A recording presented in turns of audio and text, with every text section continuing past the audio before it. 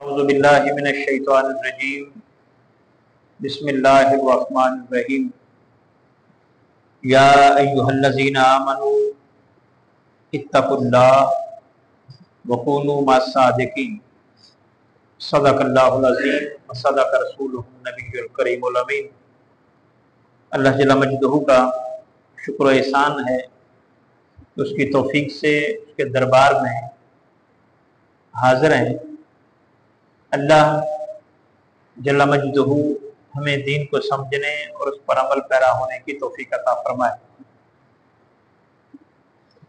गुज़श्ता जुमे के मौका पर हमने गुफ्तगू का आगाज़ किया था कि दोस्ती किससे की जाए और इसके तकाज़े क्या हैं, इसकी अहमियत क्या है। इसी मौजू को लेकर आगे चलते हैं। जो आया मुकद्दसा मैंने तलावत की, ये सूरह तौबा की आयत नंबर 119 है। इसमें अल्लाह जल्ल मजदहू रहनुमाई फरमाते हैं कि आपने ताल्लुक किससे रखना है, तुम्हारा नाता किससे होना चाहिए, तुम्हारी दोस्ती किससे होनी चाहिए, तुम्हारा उठना बैठना किससे होना चाहिए। आप अंदाजा करें कि ये छोटा सा काम है, बजाय मामूली सी चीज है दोस्ती। अल्लाह और उसका रसूल इस हवाले से भी हमारी रहनुमाई फरमाते हैं कि आपका दोस्त कौन होना चाहिए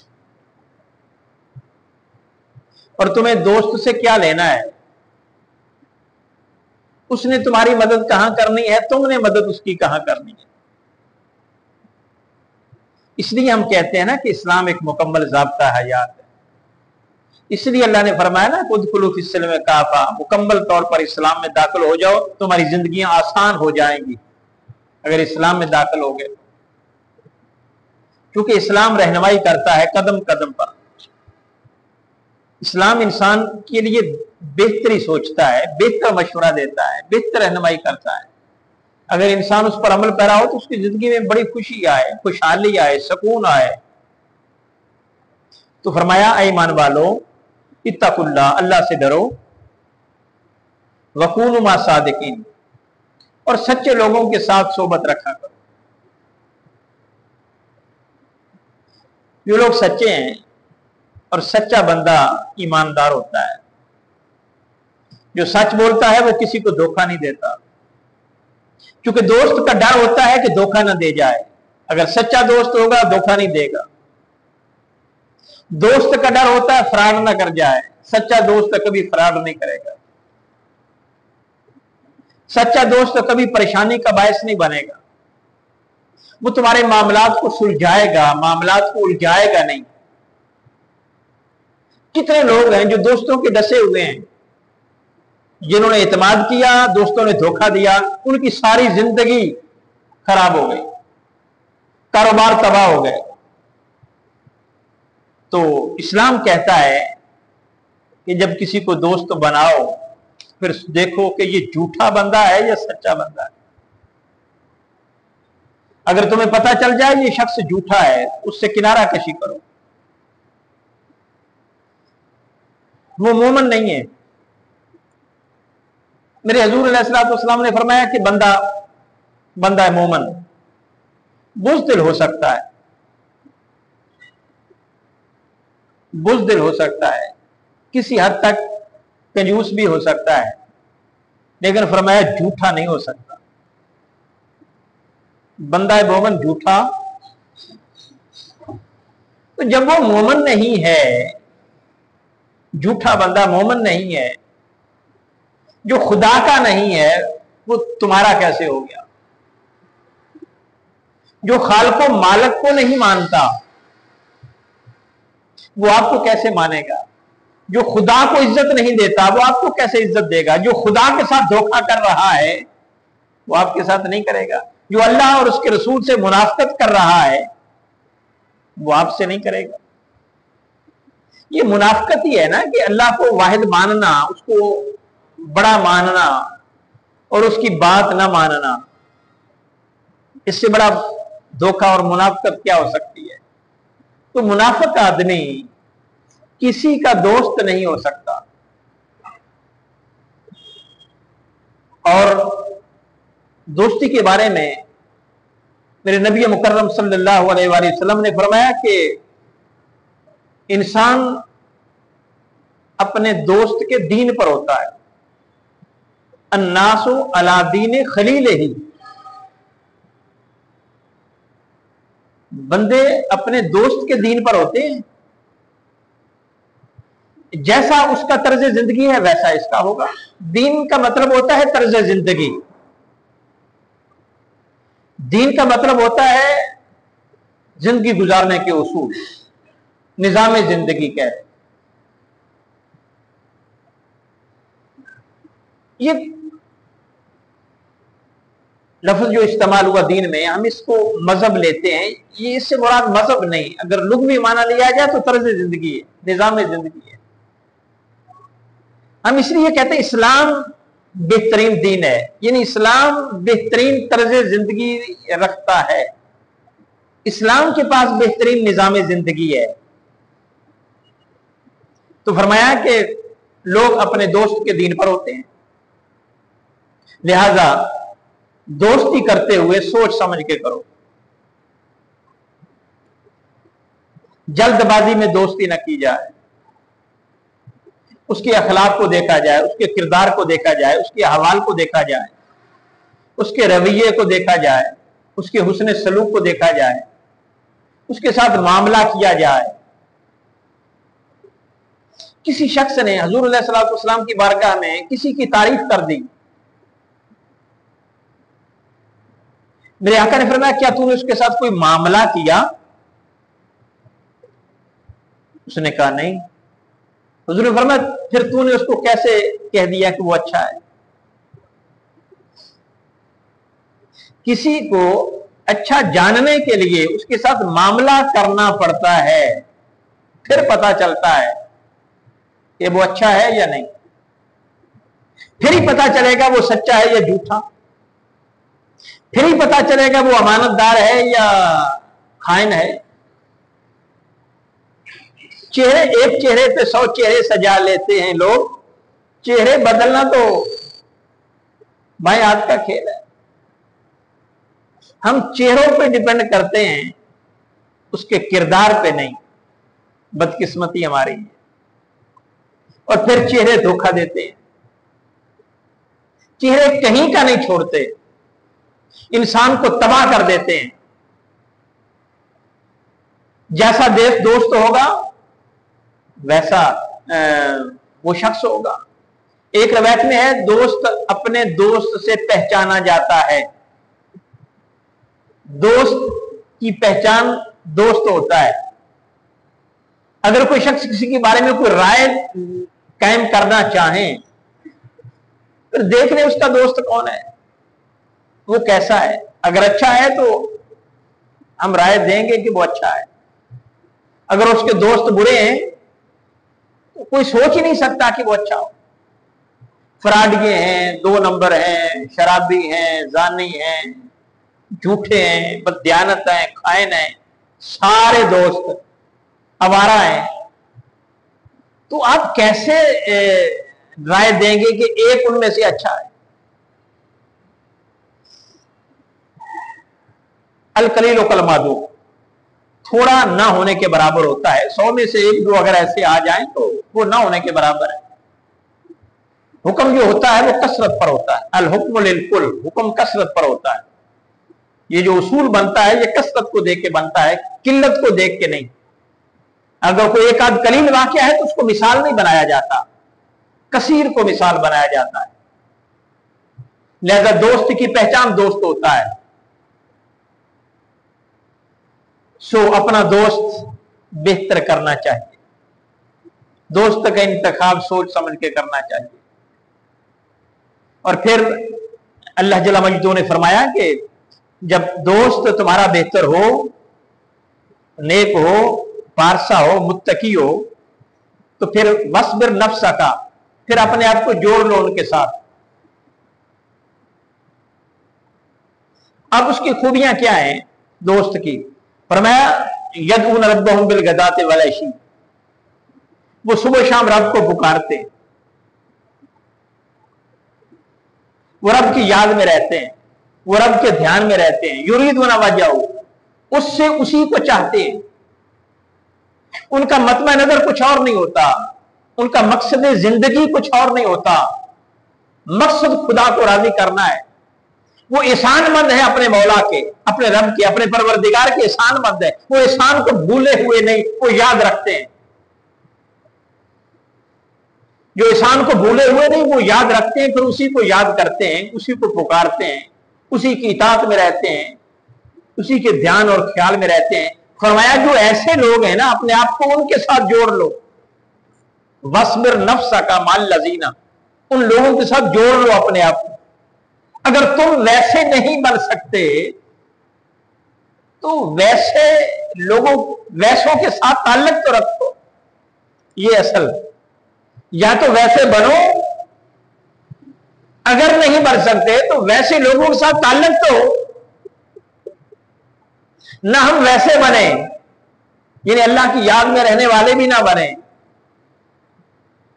और अल्लाह जल्ला मजदूह की याद करने वालों के साथ ताल्लुक भी ना रखें।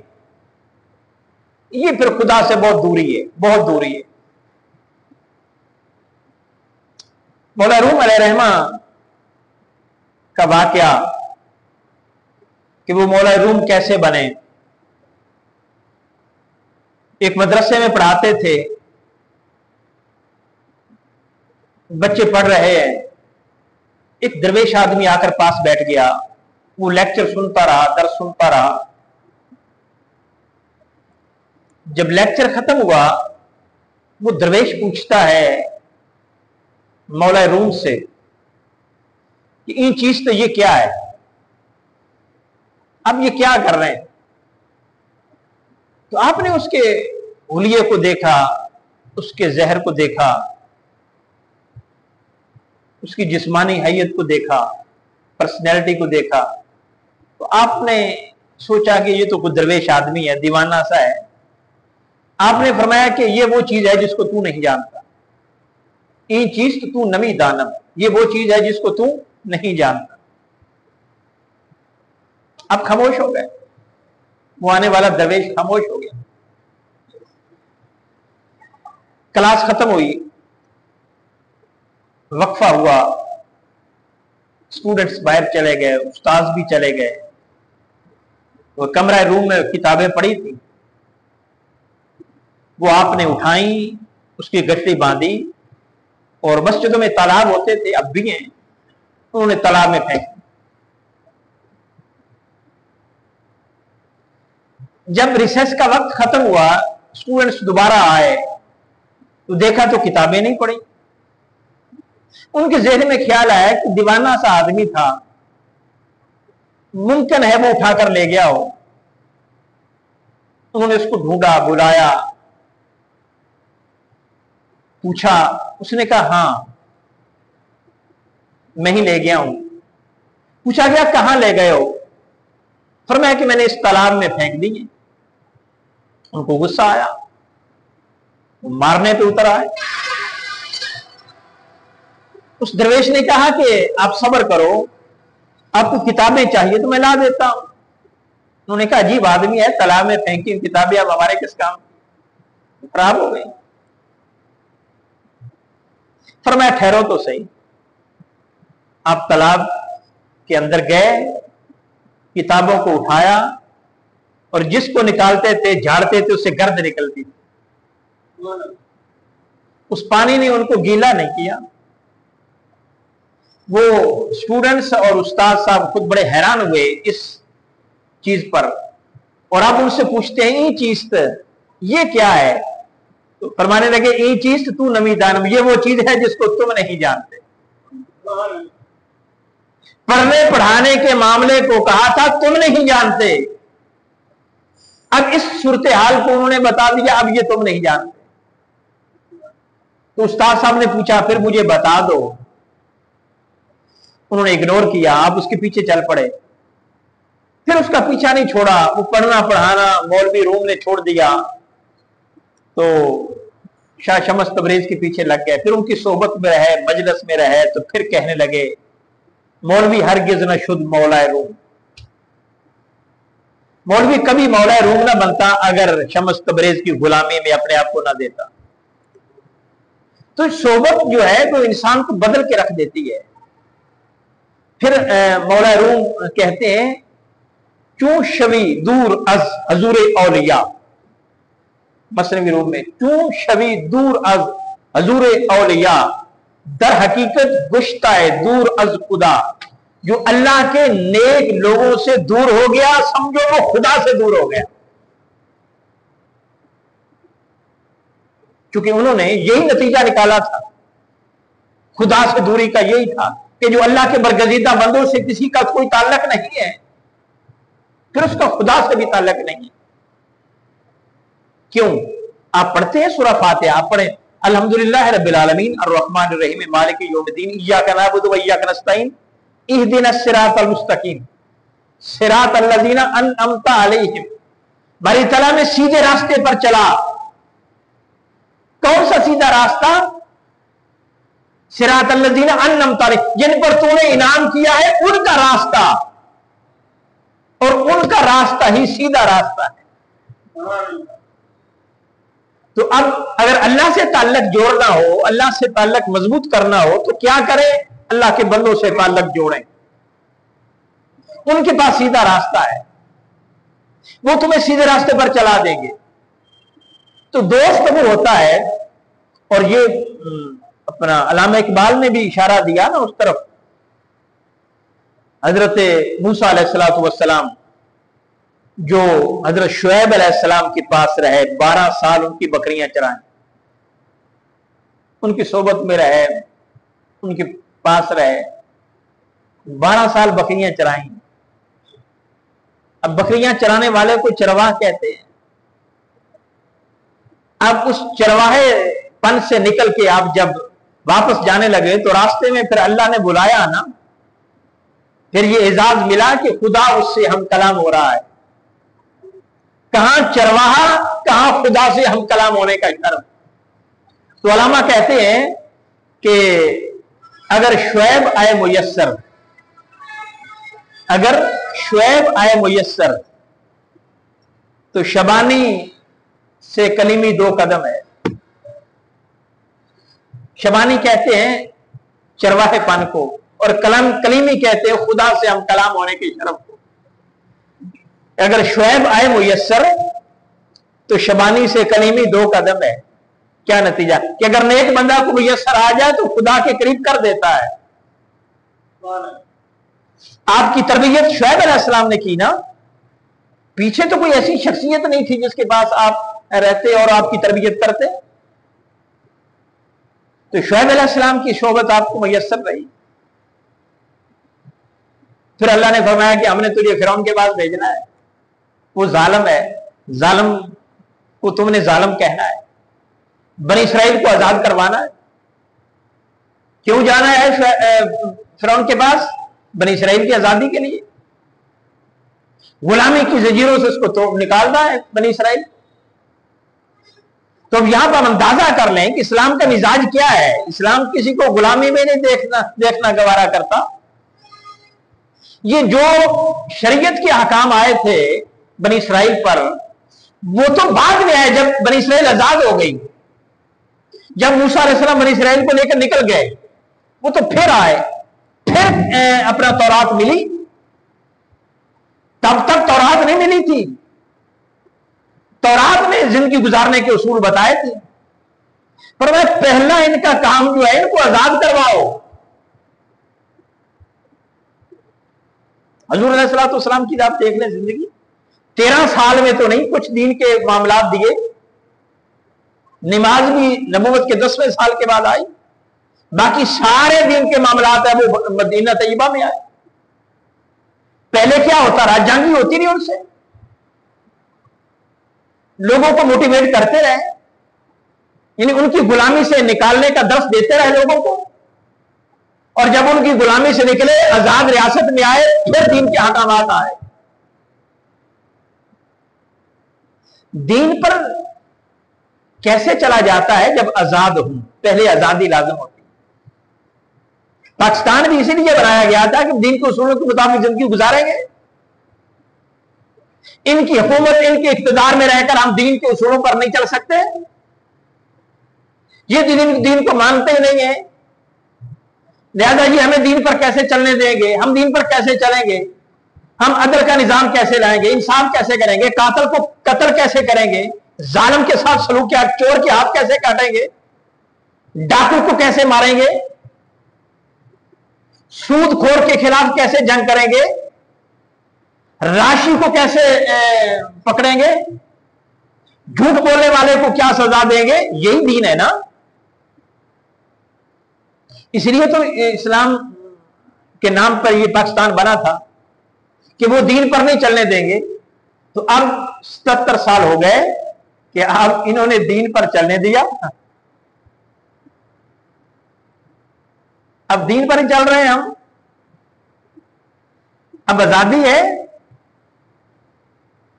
अब कातिल को कत्ल किया जाता है, अब चोर का हाथ काटा जाता है, डाकू को मारा जाता है। अब चोर और डाकू की सजा अलग अलग है इस्लाम में। चोर के हाथ काटे जाएं और डाकू को जान से मारा जाए।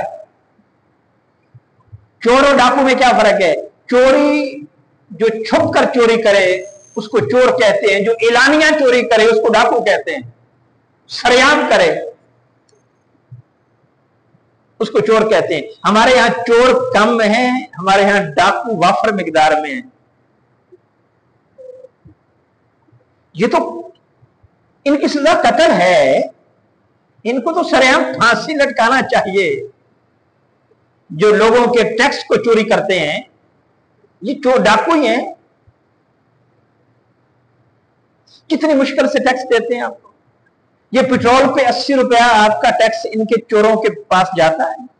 बल्कि चोरों का लफ्ज नहीं बोलना चाहिए, डाकुओं का बोलना चाहिए।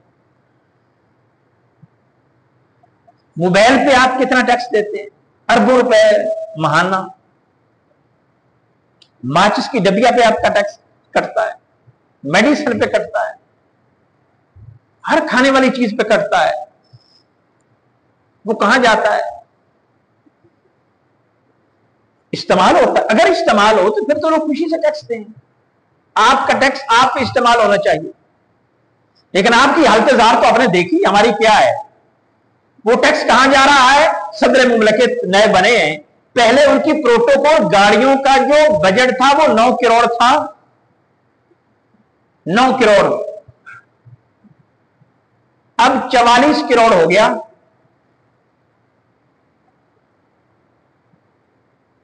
कहां 9 करोड़? वो भी बहुत ज्यादा था, वो भी जुल्म था। कहां 44 करोड़? कौन मुतमईन है? जालिमों से निजात असल इस्लाम का मिशन होता है।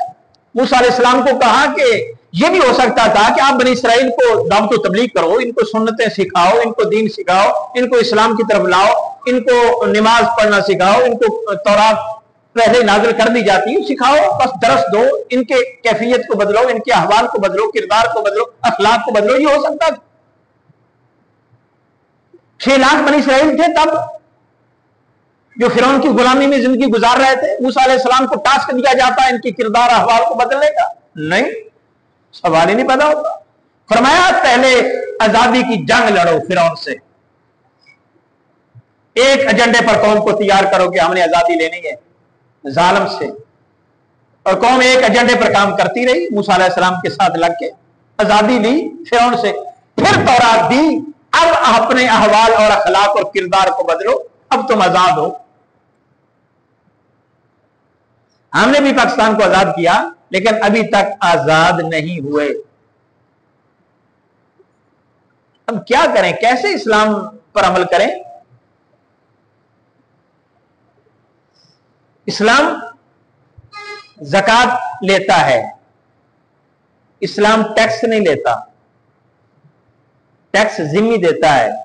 मुसलमान पे टैक्स नहीं है, मुसलमान पे ज़कात है। तुम्हारी रियासत के मामलात जो चलने हैं वो ज़कात पे चलने हैं, उशर पे चलने हैं। अब ज़कात भी दें, टैक्स भी दें, कहां जाएं? उलमा गूंगे बने बैठे हैं माजरत के साथ। 700 उलमा का एक ग्रुप है, बड़े इदारे के लोग हैं उसमें। मैंने उनसे सवाल किया, भाई ये अब टैक्स भी और ज़कात भी इस्लाम क्या रहनुमाई करता है? खामोश, किसी का जवाब नहीं आया। भाई दो चीजें हैं ना, जिम्मी से टैक्स लेना है जो गैर मुस्लिम आपकी रियासत में रहे, मुसलमान से ज़कात लेनी है। अब मुसलमान से दोनों चीजें नहीं जा रही है, क्यों भाई? इस्लाम अब क्या रहनुमाई करता है? करता है लेकिन कह नहीं सकते, या ज़कात देगा या टैक्स देगा, एक ही चीज देगा ना, दोनों तो नहीं ना इस मुसलमान पे अब लाज़िम। तो बात कहां की कहां तक चली गई कि शबानी से कलीमी दो कदम है, अगर शुएब आए मुयस्सर, अगर सोबत अच्छी हो जाए तो फिर इंसान को बदल देती है। इंसान की फिक्र को बदलना है, इंसान की सोच को बदलना है, दीन सिखाना है, दीन का असल मैसेज पहुंचाना है, फिर दीन को नाफिज करना है अपनी जात पे, अपने मुआशरे में। तो मेरे नबी मुकर्रम सल्लल्लाहु अलैहि वसल्लम ने फरमाया ना, दोस्त वो होता है जो दोस्त को अल्लाह की तरफ रागब करने में उसकी मदद करे, खुदा की तरफ रागब होने में मदद करे, जो मददगार हो। नमाजी नहीं था, किसी दोस्त ने नमाजी बना दिया। कुरान नहीं पढ़ता था, किसी दोस्त ने कुरान पे लगा दिया। झूठ बोलता था, किसी दोस्त की सोबत मुयस्सर आई, सच बोलने लग गया। बददियानती करता था, दोस्त ने बदल दिया। दोस्त वो होता है जो इंसान को बदल दे, और जब वो भूल जाए खुदा की इताअत तो वो उसको याद कराए, भाई अब तुम गलत सिमत पे चल रहे हो, वो दोस्त होता है। तो फिर वो कौन याद कराएगा, वो कौन मदद करेगा? जो अच्छा होगा। झूठा बंदा दोस्त बन जाए तो वो कैसे सच्चाई की तरफ रागब कर सकता है? लिहाजा इस्लाम कहता है कि दोस्त बनाते हुए सोच के बनाओ। अल अखिल्लाउ यौमइज़िन बादुहुम लिबादिन अदुव्वुन इल्लल मुत्तकून। दोस्त क़यामत के दिन दोस्त के दुश्मन होंगे, हर कोई दुश्मन होगा। ये दोस्तियां दुश्मनी में बदल जाएंगी। क़यामत के दिन दोस्त दोस्त को देकर मुंह फेर लेगा, रास्ता बदल लेगा कि मुझे तो अपनी पड़ी है, ये मुझसे कोई नेकियां मांगने आ जाएगा, सिफारिश करवाने आ जाएगा। कोई पुरसानी हाल नहीं होगा। लेकिन कौन काम आएगा उस दिन? इल्लल मुत्तकीन, नेक दोस्त काम आएगा। वो उसने मदद करेगा, वो खुदा की बारगाह में सिफारिश करेगा, वो इल्तिजा करेगा। वो इल्तिजा क्या है? हदीस पाक में है कि नेक लोग कहेंगे, बारी ताला ये हमारे साथ रहता था, हमारे साथ बैठता था, हमारे साथ हमारे मजलिस में आता था, हमारे साथ खाता पीता था, हमारे साथ नमाजें पढ़ता था। मौला क्या हुआ अगर गलती हो गई इससे, तो हम तेरी बारगाह में इल्तिजा करते हैं कि उसको माफ कर दे। अल्लाह अपने बंदों के सदके उसको माफ फरमा देगा। लिहाजा, और एक हदीस पाक में है, हजरत अब्दुल्लाह बिन मसूद रज़ी अल्लाह तआला अन्हु से मरवी रवायत, बुखारी शरीफ की हदीस है। पूछा गया हुजूर अलैहिस्सलातु वस्सलाम से, बारी ताला हम अब तो बड़े एक दूसरे से प्यार करते हैं, मोहब्बत करते हैं, एक प्यार से रहते हैं एक दूसरे के साथ, अगर इस दुनिया से चले गए तो फिर क्या हमारी संगत रहेगी? मेरे आका अलैहिस्सलातु वस्सलाम ने फरमाया, अल मरउ मा अहबब्ता, आदमी उसी के साथ होगा जिससे मोहब्बत करता है। अब जिन दोस्तों के बगैर गुजारा नहीं होता, यही दोस्त वहां भी होंगे। यानी ये बड़ा आसान नुस्खा है, तरीका है जानने का कि हम आखिरत में कहां होंगे। जिनके साथ अब है उन्हीं के साथ तब होंगे, जिनके साथ अब है उन्हीं के साथ तब होंगे। लिहाजा अगर अपने आप को बेहतर जगह पे ले जाना है तो दोस्तों को बदलना होगा, ये संगतें बदलना होंगी, ये रफाकतें बदलना होगी, बददियानत झूठे फैन लोगों से किनारा करना होगा, अच्छे लोगों को तलाश करना होगा। अब कहेंगे सवाल है कि ये अच्छे कहां से मिले, अच्छे कहां से मिले? असल में मैंने कहा जिसके बारे में आप यकीन से नहीं कहते कि ये बुरा है, उसकी कोई बुराई आपके सामने नहीं है तो वो अच्छा ही है। गुमान अच्छा करें, उसने जन रखें, बुरा गुमान ना रखें। और फिर ये है कि अगर आपको यकीन नहीं है तो अच्छे लोगों को सुनें। ये आप किसी को मोबाइल पे सुन लेते हैं तो उसकी सोबत में आना है। फिजिकली आपको सोबत मुयस्सर नहीं तो सुनने से भी मुयस्सर आ जाती है। आप किसी की किताब पढ़ते हैं तो उसकी सोबत में बैठना है। हत्ता कि कुरान पढ़ते हैं तो खुदा की सोबत में रहना है। मेरे आका अलैहिस्सलाम ने फरमाया मजलिस कुरान का मेजबान खुद खुदा होता है। मजलिस कुरान का मेजबान खुदा होता है, जिसमें कुरान फहमी हो, कुरान सीखा जा रहा हो, कुरान पढ़ा जा रहा हो, कुरान से ताल्लुक जोड़ा जा रहा हो। अगर ऐसी मजलिस है उसमें बैठे तो खुदा मेजबान होता है उस मजलिस का। तो ये समझे कि सोबत खुदा मुयस्सर है, मैयत खुदा मुयस्सर है। आका अलैहिस्सलाम की हदीस की मजलिस है तो बैठे, ये हजूर की मजलिस है, हजूर की सोबत है। अगर किसी की किताब अच्छी पढ़ते हैं तो उस बंदे की सोबत में है आप। ये दोस्ती है, ताल्लुक है, मोहब्बत है। और यकीनन आप किसी को पढ़ते हैं और आपको मजा आता है, आप उससे अपने आप को बदलते हैं तो उससे मोहब्बत पैदा होगी लामहल्ला तौर पर, और ये मोहब्बत काम आएगी। दुनिया में अगर मोहब्बत बन गई तो ये आखिरत में काम आएगी। दुआ है अल्लाह जल्ल मजदहू अमल की तौफीक अता फरमाए।